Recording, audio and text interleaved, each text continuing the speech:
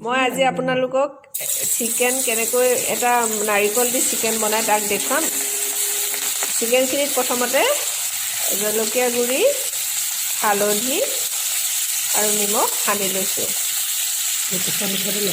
আৰু কেঁচা মিঠাতেল অকণমান দিছোঁ। তাৰপিছত এনেকৈ কৰি এতিয়া এইটো ফ্ৰাই কৰিম।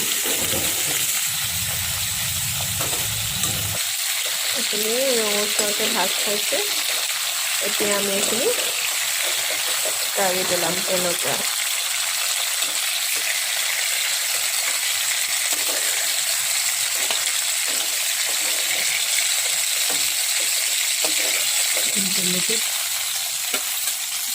এইখিনি তেলতে পিঁয়াজখিনি কাটি লোৱা পিঁয়াজখিনি দি দিম।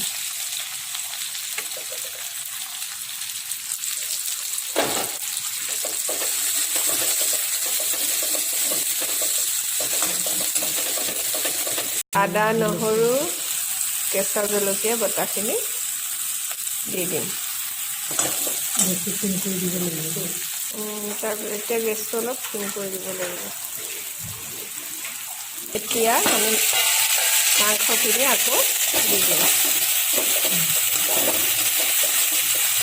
এতিয়া আগৰ পৰা উলিয়াই থোৱা নাৰিকলৰ গাখীৰখিনি ইয়াত ঢালি দিম। এতিয়া অকণমান কেঁচা হালধি আৰু ক'লা সৰিয়হ বটা দি দিম।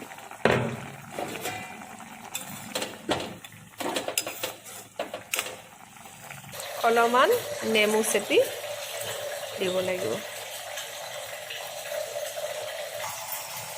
অলপ ধনিয়া পাত দি দিব লাগিব।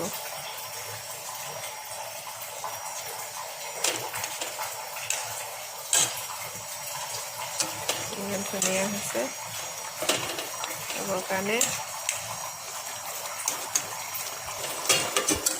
এয়া চিকেনখিনি ৰেডি হৈ গৈছে। এতিয়া আমি নমাই দিম। এনেকৈ বনাই খাব ভাল লাগিব। এনেকৈ বনাই গৰম ভাতৰ লগত পৰিৱেশন কৰিব, খাব ভাল লাগিব। ধন্যবাদ।